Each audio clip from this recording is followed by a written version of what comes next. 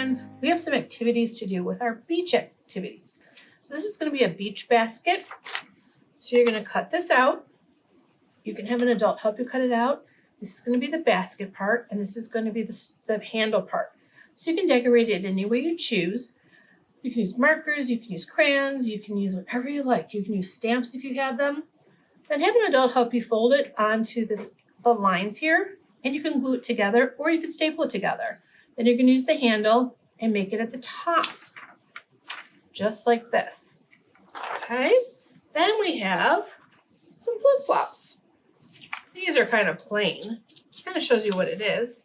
So you're going to have a flip-flop like this. You can decorate it any way you want.